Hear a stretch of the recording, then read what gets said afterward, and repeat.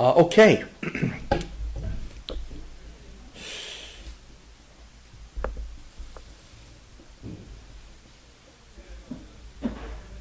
Yeah. So last week I had spoke about a topic of why the avodah is in hazeh, rather in a physical world as opposed to a spiritual world. I went into that, But in any case, so what the Ramchal is saying is, and he stresses really for a stretch, the whole concept that we live in a physical world.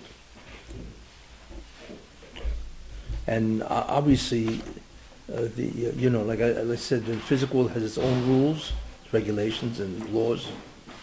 And the spiritual world has it.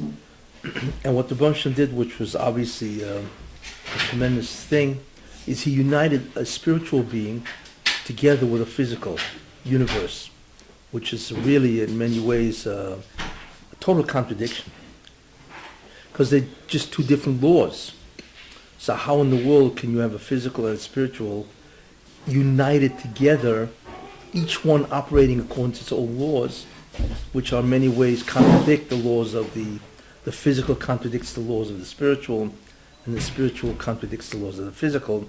Yet you have two beings that are subject to those laws, and somehow there's a unification, which is really in many ways an incredible thing, and so on, But in any case, what we do see is that there is a merger of two beings from two different realms. Yeah. So the Ramchal says that we see, by the way, I'm Perek Dalet Siman Beis. But what the Ramchal says that we do see that between the two, there's no equality. We think that, okay, maybe sometimes we're spiritual, sometimes we're physical, whatever. But the Ramchal says that the physical clearly dominates the spiritual, which is in many ways. Because the neshama really is a very powerful agent, very powerful being. And to what's called to occlude, to cover the neshama where it cannot in any way express itself is incredible. Because the neshama does not allow any barrier to it to express itself. In other words, to unite with the Rebbe Shalom. That's really what it wants to do. But somehow the physical is able to envelop the neshama, and you would never know you had a soul. If not for the fact that the Torah says that you have a soul, neshama, who would know that we had a neshama?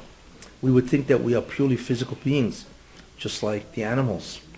They seem to walk around and they have senses and so on. They have consciousness. We're the same thing, just we're more sophisticated. That's all. So the physical is totally dominant on the neshama. Like I say, the natural tendency of the neshama is to be able to subdue the physical. So why doesn't it subdue the physical? And the answer to that really is that the Rebbe commanded the neshama to be subservient. It takes a tzivui. A tzivui by the Rebbe obviously is a reality. It's not like I command you and then all of a sudden it does it on its own. No. The tzivui means that it creates a reality in which the neshama is incredibly subdued to the extent that it is completely invisible. That's the only reason why the neshama can do nothing. It cannot break through the physical. You see, what it would do actually, if it was allowed to do,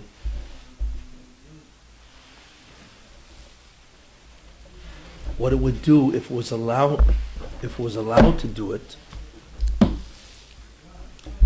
it would purify. It would be mezakech. Zikuch means to purify. In this case, it would mean to dematerialize. If the neshama had its power, it would dematerialize the body, the physical, and automatically it would manifest itself. You would see it and so on. But because of the tzivui, the command, it cannot. But remember, the command isn't just a tzivoy. It's a force that disables the neshama from dematerializing the body. What does it dematerialize? What's going to happen? How would we feel it? I mean, what is it? What you mean? What does a body look like dematerialized? How does it feel? That's the Gal Shalatzamas. That's what happened. Well, no. The Gal Shalat is the guy's dead. Oh, yeah. Oh, so that's what it is. You know what I'm saying? No. He's saying, well, what happens if the neshama could do that? Then what would the body look like? You know. Look and feel. Well, okay. Look, you know, what it would look like is, imagine putting on a suit of clothing that is completely made of glass, completely transparent.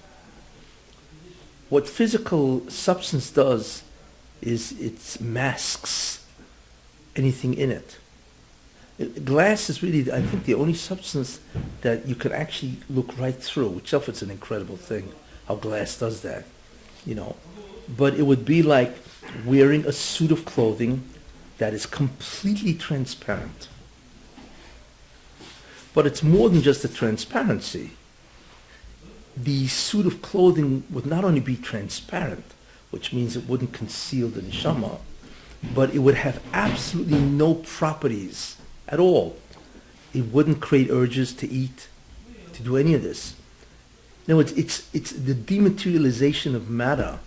It's not just the transparency of the neshama, but its complete suspension of any of its drives, needs, urges, etc.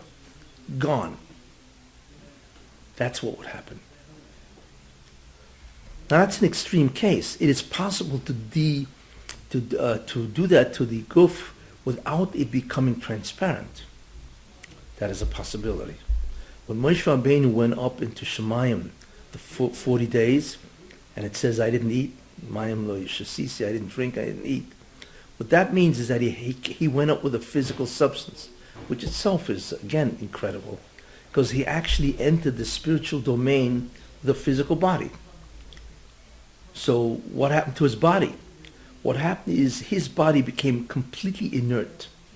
Inert means it exhibited nothing beyond the fact that it was physical. There were no urges.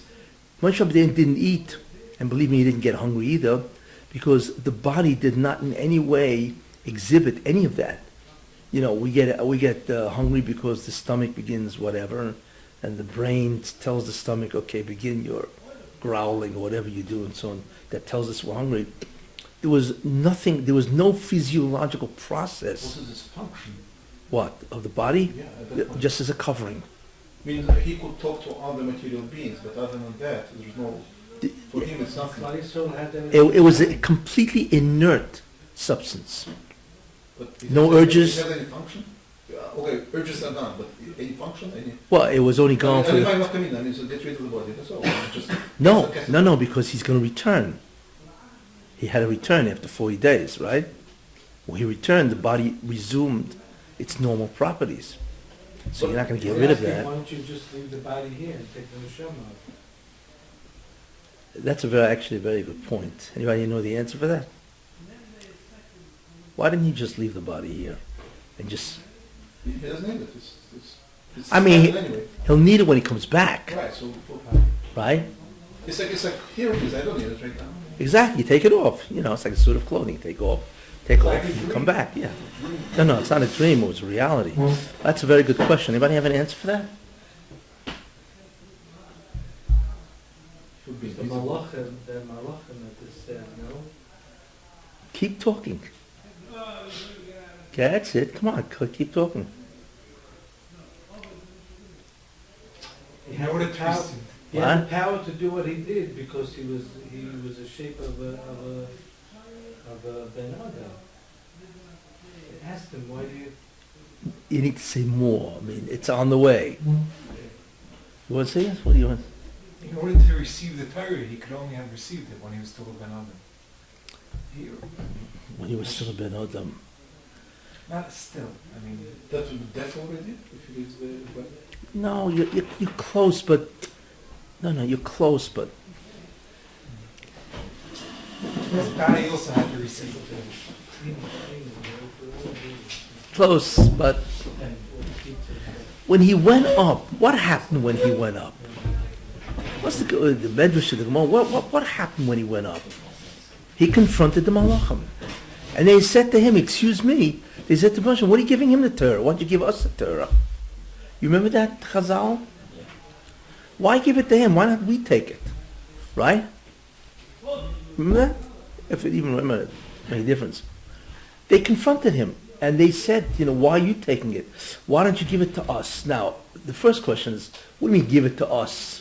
What does that mean?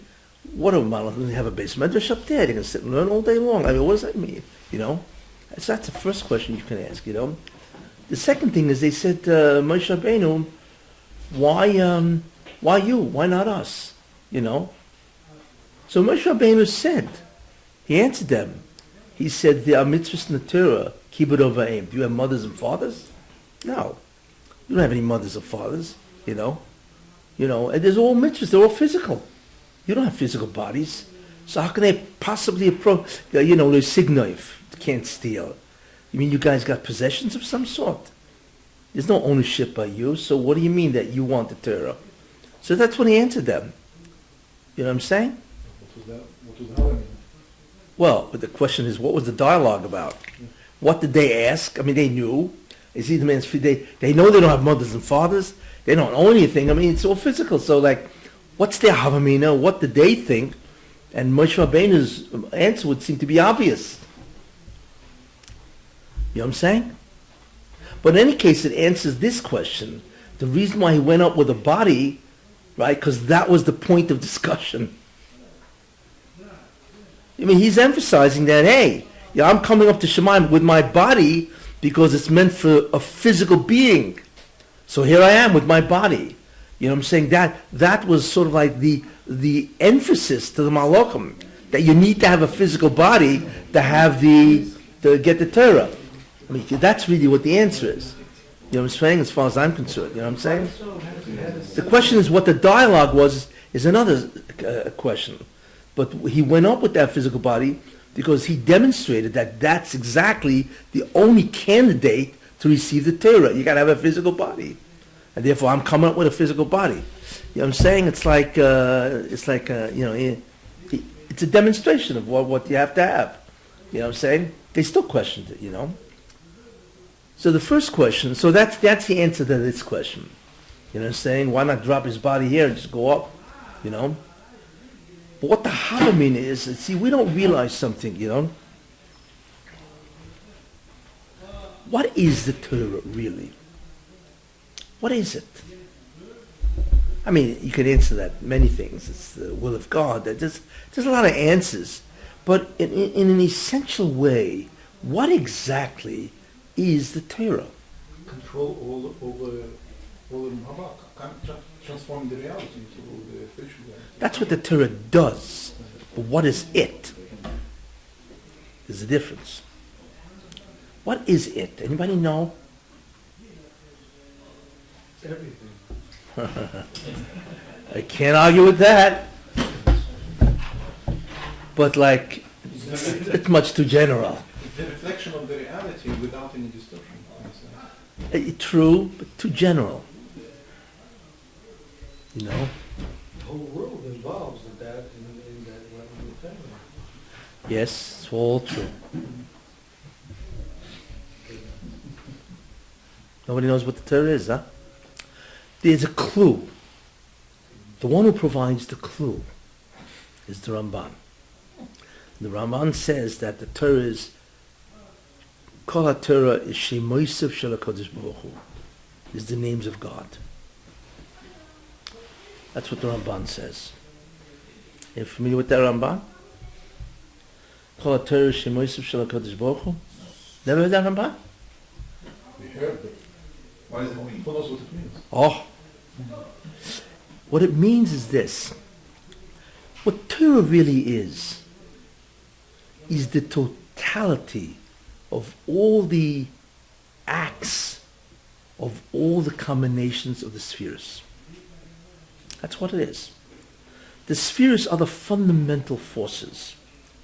okay, and they combine all kinds of different combinations and so on. And what they do is they create the entire reality that we see. You see, it's like the 92 elements are all the elements of the Bria. Well, there's more than 92, but they're artificial. But there are 92 elements that exist in nature and so on. And everything you see is nothing more than a combination of different amounts and so on, absence and so on, of the elements. The elements of all reality is 10 spheres. When they combine in all different types of ways and so on, they create the totality of reality. You see, the expression or the document that contains the totality of every combination of the spheres, and therefore all reality, because that's what they make, is the Torah. But the way we have the Torah is what? Is a written document. It's a description of reality. Yes. The Torah is a script. It is a written description of all the combinations of the spheres. Not just elements, but their combinations too, right? Of course, yeah. There's only 10 spheres. But the way they combine all the different, what's called actions of the spheres in combination, individually and so on, right? The written description of that is the Torah. Got that? That's number one. Number two, everything the Rabbi Shalom did, every act that he did, or I should say, any act that he did, is represented by a specific combination of spheres. Means the Rabbi Shalom, and then you have the spheres in a certain type of what, let's call it a configuration, and that is an act of God. Got it? If the Rabbi wants to do something else, then he will employ a different configuration or combination of spheres, right? So it comes out that there's almost an infinite amount of combinations, different, or configurations, right, of spheres. Each one has a name. See? So when you say a name, a divine name, what you're really referring to is a specific combination or configuration, right, of spheres. In other words, the name represents the Ribono Shel Olam, or God, insofar as he's doing an act, which is the combination of spheres. That's how he does it. Got that? Is that every name of Hashem is only a representation of an act of Hashem? Correct. There's no such thing as a name of who Hashem is. That's Musa. No, the closest to Yud Kei Vav Kei, but putting that aside. Everybody got that? In other words, the Baruch wants to do an act. So he configures combinations of spheres, and there's an act. But the act in its most fundamental expression is the configuration or combination of a specific set of spheres. That's the act. So you have the God, you have the Tzivoy, which is the configuration of spheres. The act gets produced, and God has a name that refers to that act. It's a code. What was that? Code's name. Code? The code's name. Code? The code. C-O-D-E. Yeah. You could say the name is a code, but really it's a label. It's a label that represents a specific configuration of spheres which will perform a singular act. So, which is interesting. So therefore, that has tremendous significance. There are infinite number of names? Almost. Yeah, is it infinite? Almost? Or infinite? Well, the totality, here's where it goes. So let's follow this. So if the name of God, or the names of God, there are almost an infinite amount of names of God. But any one name will always refer to him doing one act with a specific configuration or combination of spheres. So therefore it comes out that there's almost an infinite amount of names of God. You see? What does almost mean? Is it finite? Infinite? Well, let me ask you this. Is there any place that has all the names of God, which would mean that it has all the acts that God ever did vis-a-vis us? Is there a place? Yes or no? That's it. Not just that, but you will do too. I mean, Everything. the whole That's what gamut. the Torah is. It is a written document that describes every act that God will, has, is, will do, Including and it, Olam Haba? everything. Olam Haba? Everything. It's And all in there. it's all in the Torah. Wait. But what it specifically refers to is a specific configuration or combination of spheres. So it comes out that you could learn the Torah this way. It's interesting, you know. You could learn the Torah with its most outward expression, which is the mitzvah. Lo signoif, don't steal, right? But lo signoif is the will of God, or an expression, right? That God has a certain name when he says lo signoif. And that name represents him using a combination of spheres to create the concept of lo signoif. So what the Malachim wanted to do is, what do we need the lo signoif part? We want to go straight to the spheres that make this whole lo signoif business. So what would they do with it? If it's just Forget about what they would do with it. Hold on. Do you understand what I just said? Explaining the dialect. if it's just description, It's more than, well, it's, let's call it an information. What they want to do, because the question is, what kind of a Torah are you going to learn? What do you mean you want to learn Torah? Why do we get the Torah? Excuse me, what Torah do you get? Well, the Torah is only what we see. But the truth is, no, what they wanted to do is to go into the basic idea of the whole Torah and learn that. So they would have been learning, right? ultimate Torah. What was that? That's ultimate Torah. It's the ultimate. What they would have been learning is the Shemus, which is the name of God, insofar as he does an act, but that act is done with a certain combination of spheres. So they wanted to learn the fundamental access to reality at the level of the combination of spheres. And don't bother me with Lo Signov. You see? It's astounding what they want to learn. We learn its projection into physical reality, which is far down below. Way down below, yeah. You see what they wanted to do? It's astounding what they wanted. They said, okay, we know it has physical manifestations, and of course you're right, we don't have any fathers and mothers, but we want to know the combination of spheres that gives rise to the whole concept of fathers and Malachim mothers. don't see it without Torah. I mean, they don't see it. It's not visible. So what was the answer then? No, they see it all, but they don't want to know Torah that. You know, it's like, you ever give a guy a compound, you know, some substance, right? Right? So he sees it in a certain way. And then you give it to a lab and they break the whole thing down into its elements, or into molecules. They're not interested in what it looks like to you. They want to know what its molecular structure is, for whatever reason. Right? And then the atomic guys, they want to know, forget about the molecules, we want to know the subatomic particles, the protons, like they want to know at that level. Then the other guys come along, the string guys, we don't want to know electrons, protons, because they themselves are composed of strings, whatever that means, right? Strings of the particles, right? We want to know matter at the level of strings, which is the most basic of all. You see, so they all want to know the same matter, but each one wants to know it at the different level, right, of their manifestation. Kishkas. Yes. Anybody got kishka? You hear the vote? So that's what the Malachim wanted. They wanted. We don't know the Torah as its ultimate manifestation in the physical. You know, the Taryag mitzvahs. We want to know the Torah in its true fundamental form, which is the combination of spheres. You see? It's interesting. And that's what the Malachim wanted. Interesting.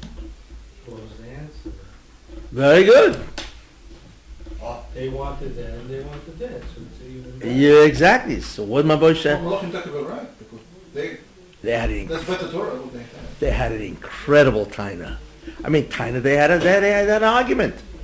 They often argue and say, hey, you know, it's not shaykhs to you because you're a physical person. You know, we, however, we're ruchni. We want to know the ultimate ruchnius of the Torah as it emerges from the spheres. That is Torah. But the way we have it, we have Torah with the oisius, right? We have Torah with what's called 4 fundamental aspects of Isis. Tanta. We have Timon, yes, Nekudis, Tagin, and Isis. Tagin, Timon, Nekudis, and Isis. We have, when we look at the Torah, it's written with Isis, right? Those Isis are a script. It's a physical description of what? Of all this ideas. Goes back into these spheres. You want to understand the compound at the level of, molecules, subatomic, and so on. You see? So that's what they wanted. They had a great taina. You see? They had a great taina. But then the question is, what Moshe Rabbeinu answered them? What's with the Tamin and Well, Tanta, what is that? those are the 4 script, although 2 of them are not in the Torah, because they're too great. There's Tanta, is Taimim. Taimim is Mapach, Pashtos, okay? We think it's just a guy laying the Torah, right? But you don't realize the Taimim is the greatest, it's connected, the Taimim is connected the name of God, the 72 letters. Shav. Connected Av, that's how great it is. It's so great, in fact, that it cannot even be presented. It cannot even be presented as a script. You audio it, mapach, pashto, but you cannot have it as a script. Interesting. The second aspect of script is also incredibly great. It's the nekudas. There are no nekudas in the Torah, because it represents an awe which is greater than its script can maintain. The other 2 we see, the tagin and the Isis. See? But they're all descriptive aspects of the combination of spheres and so on. You see? And that's what they wanted. So they asked Moshe Rabbeinu, and they wanted it, so Moshe Rabbeinu looked at them. So Moshe Rabbeinu looked at them and he says, excuse me. He said, let me ask something. In the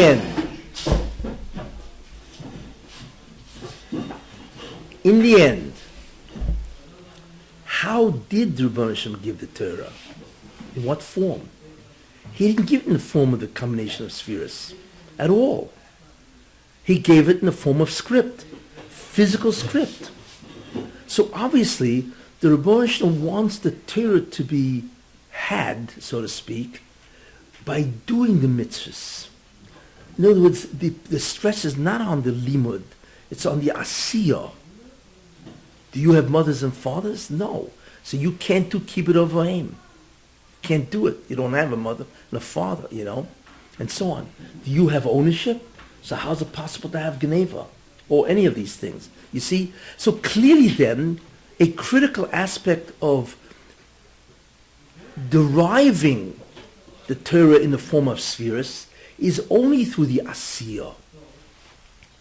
And the asiyah only lies in the physical world. So therefore we have superiority over you.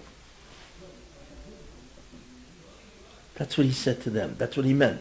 Do you have mothers and fathers? No. So you can never do the mitzvah. If you can't do the mitzvah, yes? But was Torah more than description? Because so far we said it's a description of the reality in its fundamental form. But now it's more than description. What's the say to with description? What? What does the say do? What is the what? We gave a definition of Torah as a description of the reality.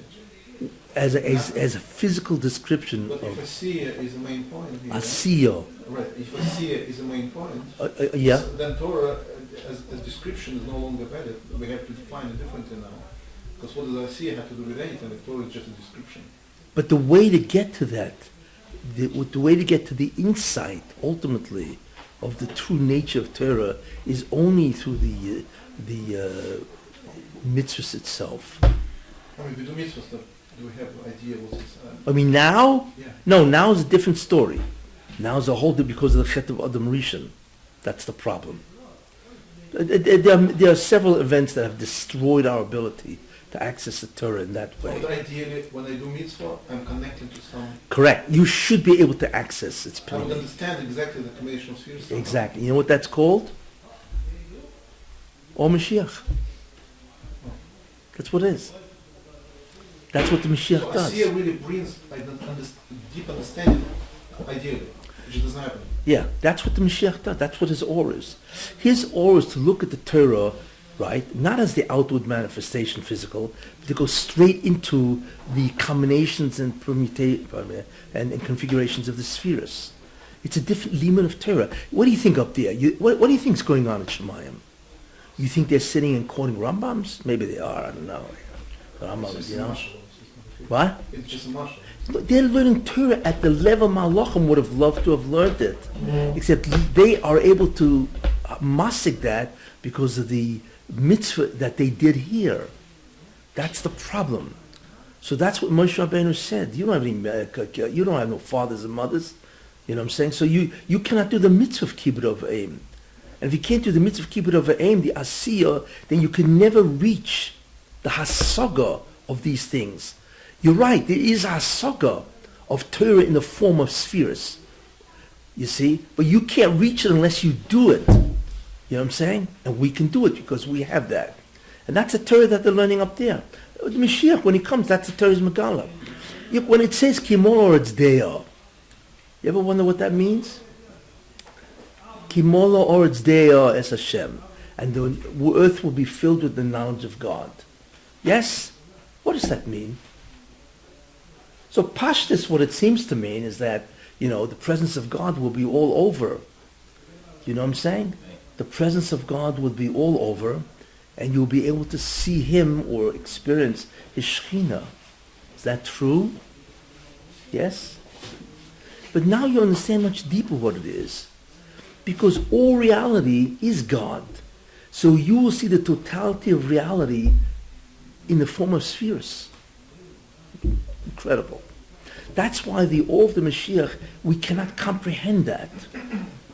We cannot, it's not like he's going to get a new pshat in the Rajba. You know what I'm saying?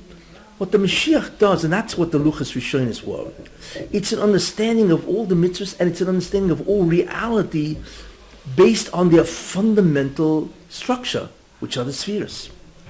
And all of a sudden we see that, and reality is different. That's why we cannot comprehend what the Messianic era will be. You know what I'm saying? I mean, we can comprehend before Ben David arrives, so there's a whole thing going on, the Umas Ha'olam and Goy Gemogen and all that kind of stuff, But finally, when the Messianic light hits, it is a light of the totality of reality as it is emerged from the combination of spheres. And that's beyond comprehension. We'll see these connections to spheres. Everything, yeah, exactly. Or we'll perceive the spheres. Yeah, well, that's what it means, Kimola Oretz Deo. What do you mean Mola Oretz? Oretz means the entire universe, right? Will have the knowledge of God. What's that mean, knowledge of God? The knowledge of the spheres and how everything emerges from the spheres. That is an understanding of reality which is beyond comprehension. Who's meant to see the sphere?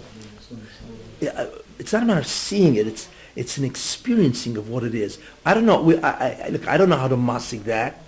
We're living in this world, but the actual hasag itself can only be known at that time. You see, look, the Mashiach isn't stam a guy comes around and says, "Okay, you guys, you're free. Now you can do your agriculture when you want. You can have a delicious. You can go to a restaurant. You don't have to worry about kashrus anymore." I mean, people think Messianic era is a utopia, which it is, a utopia of absolute freedom, no more persecutions. You right? Everybody now is a baki b'shas. You know what I'm saying? Everybody has a Shulchan Aruch. You know what I'm saying? Right? Isn't that what everybody thinks? You're going to know the Rambam Claw. You know what I'm saying? You're going to know the Gemara Claw and the Yerushalmi, the Bavli, and all that stuff. Yeah. But that's not what it is. You see, the Messianic era isn't a guy who learns for his entire life and knows as much as Rabbi Akiva. That's not what the Or Mashiach is. If it was, he would have been the Mashiach. The Or Mashiach is incredible. We cannot masik that all. Why? Because it is not the knowledge. You know what it's like? It's like you look at a substance, right? And the other guy looking at it with an electron microscope, he's looking at what you're looking at it with a magnifying glass. You know what I'm saying? Oh, it's very interesting, the features, right?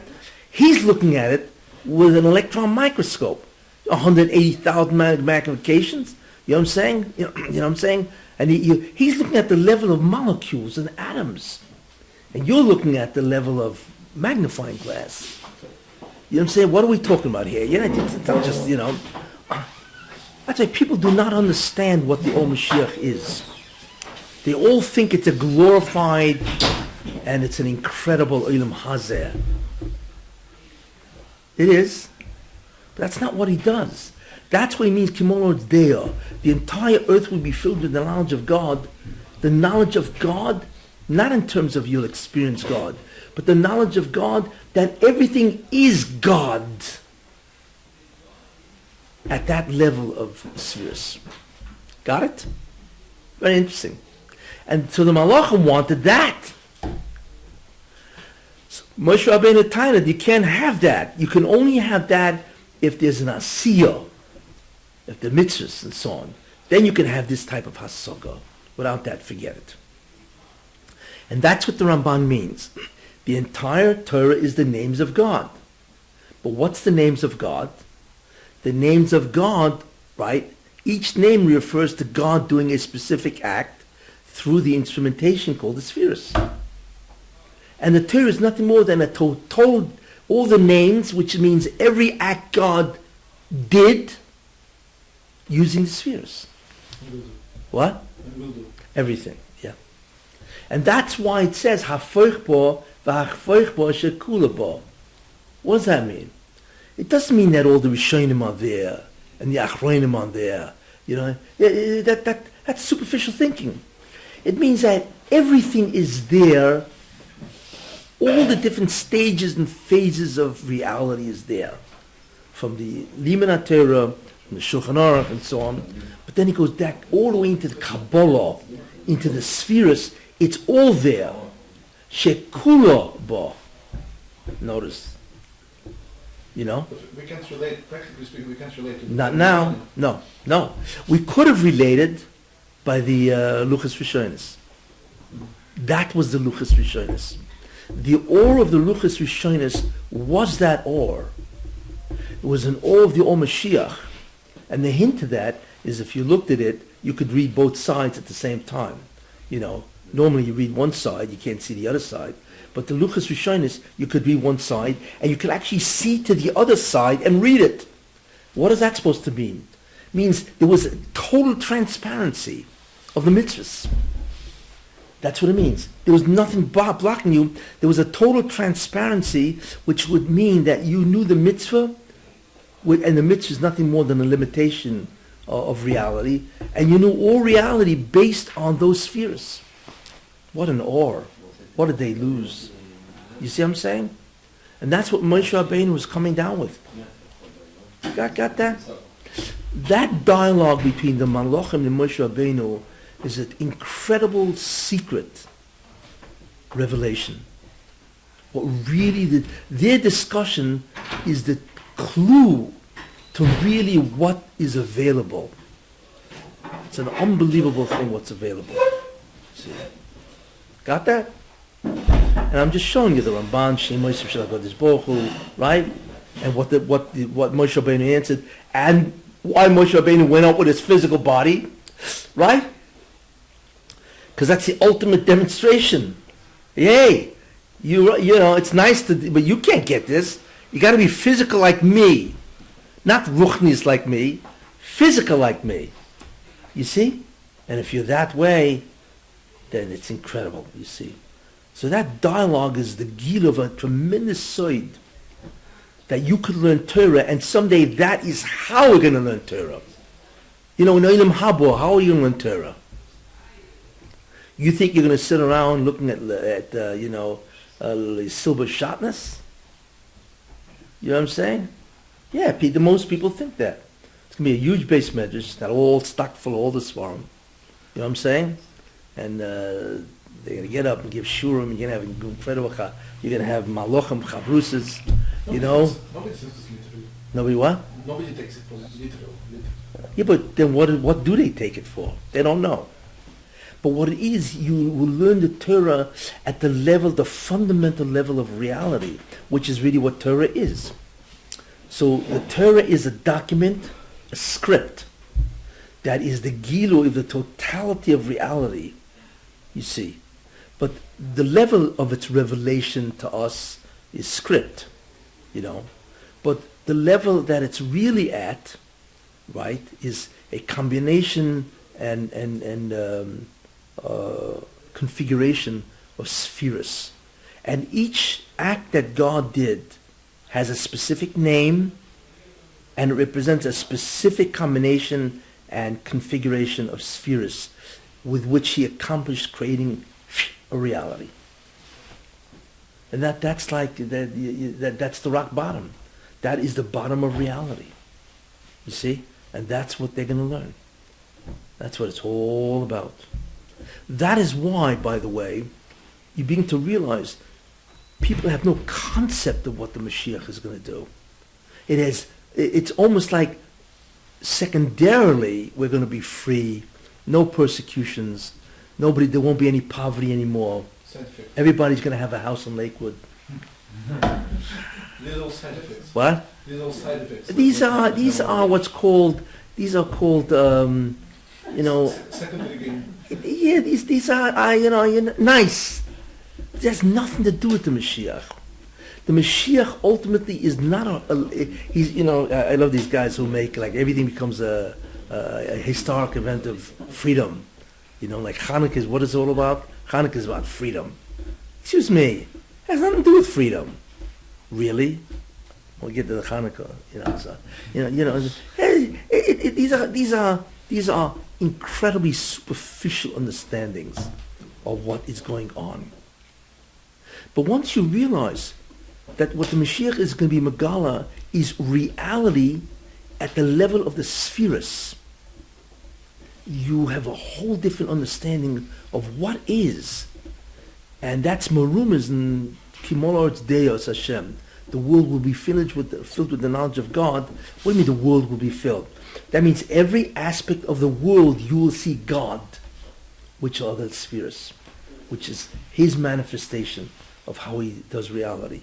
That's what it means. Not like all of a sudden, wow, wherever you go, God's standing in your face. That's true, but it's much more profound than that.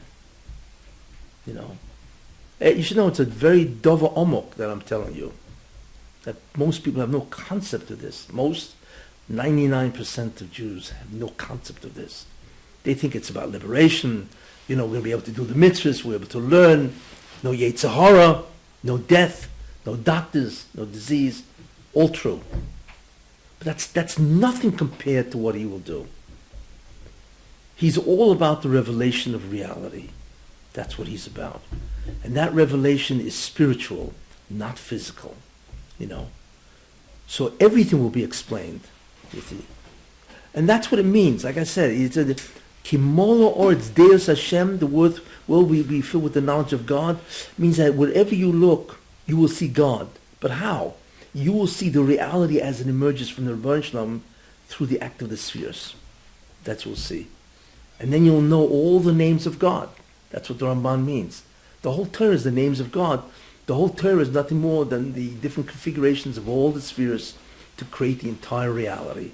And each configuration, which will create a certain aspect of reality, has a name. And that name is God. It is God insofar as he is now doing that act.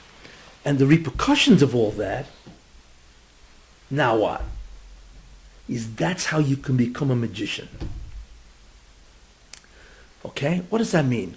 That means if you are mechaven to the Shem, that is God doing that thing, you can alter it. You see. It had the Mata, the Mata of Moshe Rabbeinu? The Mata of Moshe Rabbeinu, it had the Esamakas on the Mata. You know what I'm saying? Which is interesting, What is that supposed to mean? What does that mean, really? What it means is that each Makkah has a Shem. Interesting. And if you knew the Shem of that particular makil, let's say dam, you could turn the Atlantic into blood. Why? Because whoever is mechavan and meditates on the Shem, the Banshim gave the koich of an odom, that if you meditate on the correct name, you can do exactly what that name represents in the physical, in the universe. So everybody here can do what Moshe Rabbeinu did, if you knew the Shem. And by the way, there's a sefer that brings down all the Shemus. You know? Very interesting. I wouldn't do it. I'd be afraid. I wouldn't try it, you know. I'll tell you the name of the sefer. And it was written by the Rebbe of the Ramchal. The Rebbe of the Ramchal was, well, actually, it's Shai Basan. But his Rebbe was Binyamin HaKohen, and his Rebbe was Moshe Zakutoi, Ramaz. He wrote a sefer called Shemus. I have to remember the total name. In that sefer, it brings down the Shemus of how to become invisible. It's a lot of interesting stuff. How to cure any disease. How to change things to blood. How to have tfisas aderech. Did you want to go from here to there? You know, forget about car service. You know what I'm saying? You know how to order a Shem? Open up a new concept. Who was the last person who tried it, actually? I don't know. I don't really know, but it's... If I get it wrong, he could end up in... There was a mystery. you got it. There was a lot... Alaska. Like people like Rabbi Sarah? What? Like Rabbi Sarah also? Who? Rabbi Sarah. No, he wouldn't. No, he wouldn't. The ones who use this, by the way, are the Nevi'im. They're the ones who use this. Anybody else who does Nisim is just a koich and a shama. You know, the Rebbeinu listens to tzaddikim. But to do these acts, this is, by the way, called Kabbalah Maisis. It's what it is. But there are names that cure anything. There are names that you turn invisible. There are names that you can go anywhere in the world instantly. All kinds of names, you know. And he brings it down. But it's not simple. Because there's also Shelis Chochem, Shelis Malach. There are names how you can ask Malachim different questions. It's interesting that, you know, but I'm telling you how it works. Because everything that the Moshe did has a name. And that name is the Moshe using those combination of spheres to do something.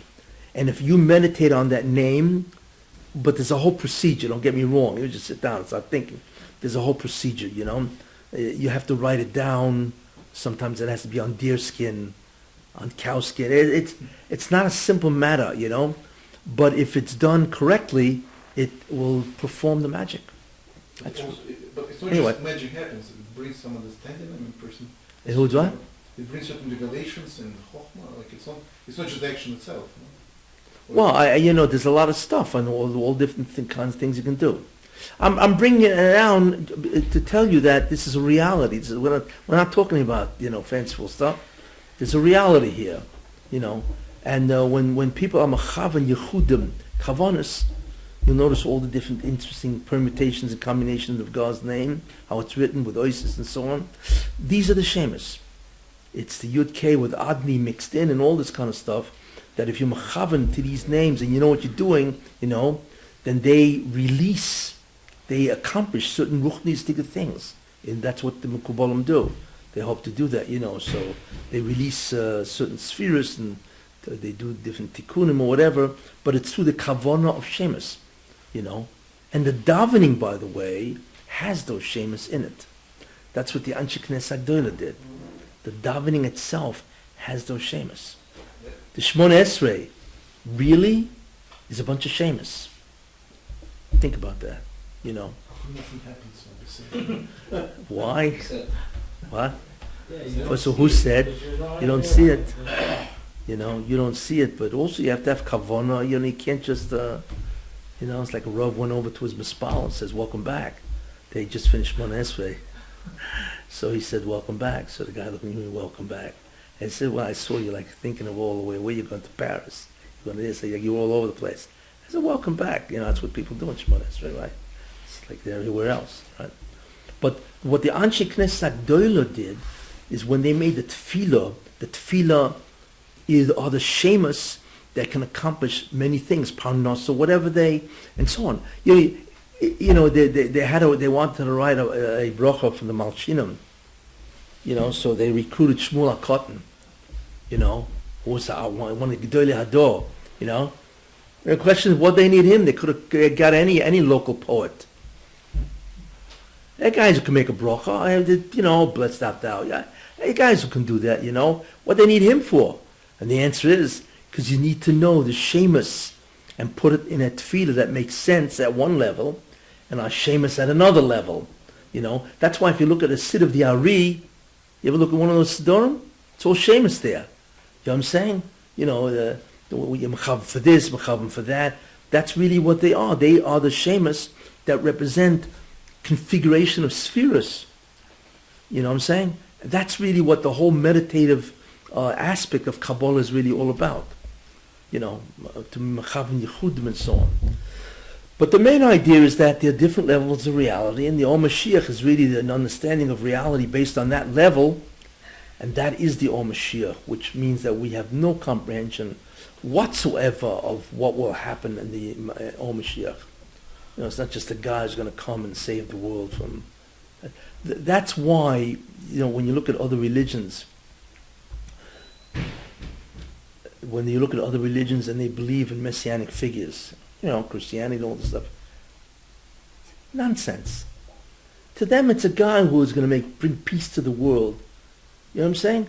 Mashiach isn't a man who brings peace to the world. Peace is like the second thought of it. When you see the world in its fundamental structure, right? Of course there's going to be peace. What else is there? You're going to make war with this when you realize it's all the Rebbeinu Shalom. You know what I'm saying? Like that the whole thing, their understanding of the messianic process and their understanding of what the Mashiach does is infantile, really. You see what I'm saying? But you can appreciate that now. What the Mashiach does is a revelation of reality that's infinitely more complex than just bringing peace. You know what I'm saying? And that's really is. Or what it is, It's a very fundamental understanding of the Messianic era. And if you think that's great, wait till you get to Olam Haba. You know what I'm saying? We don't even, even at the level of the Mashiach, it's nothing compared to what you'll know in the level of Olam Haba. You know what I'm saying? And I'll just end with this medrash, because I've got to leave. The medrash, it's in the end of Koheles. It says this. It says that the Torah of Moshe Rabbeinu, the Torah of Moshe Rabbeinu, is what? Is everything. It's Bavli, Yerushalmi. It's everything. It's all the Torah we know. So the medrash says that this is Hevel, Luft, compared to the Torah of the Mashiach. Luft. It doesn't even have a substance. Nothing. There's a Torah of Moshe Rabbeinu. I mean, you go into any Jewish farm store, and there's thousands of volumes. You know what I'm saying? So the whole Torah of Moshe Rabbeinu is Luft. It's air. It's not even a substance compared to the Or of the Mashiach. And the Mashiach is the last Tekuf of Olam Hazeh. It's still physical. So could you imagine all the Torah that Moshe wrote is Luft, is nothing compared to the Or Mashiach? Now you begin to understand what that medrash means. That the Mashiach is Megala, reality at a whole different level. And then the medrash says that the Torah of the Mashiach is Hevel compared to the Torah of Olam Haba. And don't even begin to ask what in the world is revealed there, Which is but now you understand what that means. It's that each one reveals different levels of reality, greater and greater fundamental, and so on. So to think that with a Mashiach, as they call it, the Messiah, what he does is he brings peace, and there's no wars, and there's no poverty, there's no sickness or death. It's infantile, really. Okay, listen, Alavai, he should do that, right? We were so desperate for that kind of stuff. We don't think about the rest. But really, this is really nothing compared to what the Mashiach will do. And that is the discussion between the Malachim and Moshe Rabbeinu. Interesting, isn't it? Is this all? Okay. Next week, the shir is we're moving the clock tonight. The shir is 8:15 because they have an Ovos and Bonim here until 8. So we will go on at 8:15 and so on. Okay, is that okay? Oh, and also let me mention, in 2 weeks from now, which is not next week, but the week after that, Yosef, Yes. what was the 9:30. shir will be 9:30? Yeah, my son is making an upsharing, so I have to be there. So the shir, therefore, will be right after the upsharing. So for that 1 week, it'll be at 9:30, which is not too bad after that, and then we go back to 8:15. So for next week is 8:15. What was that? Yeah, Pasha's told us. Chayesora is 8:15. Told us is 9:30, And then again, and then we go back to 8:15 for the rest of the winter. Everybody got that? All this is for Yichud Hashem, meaning the Tachlis Habriya is to reveal Yichud Hashem. Yeah. Is that what you spoke about tonight? What was that? Meaning every time you reveal another aspect of reality, every time you reveal another aspect of reality, you're revealing another aspect of What is- Each thing has a yichud.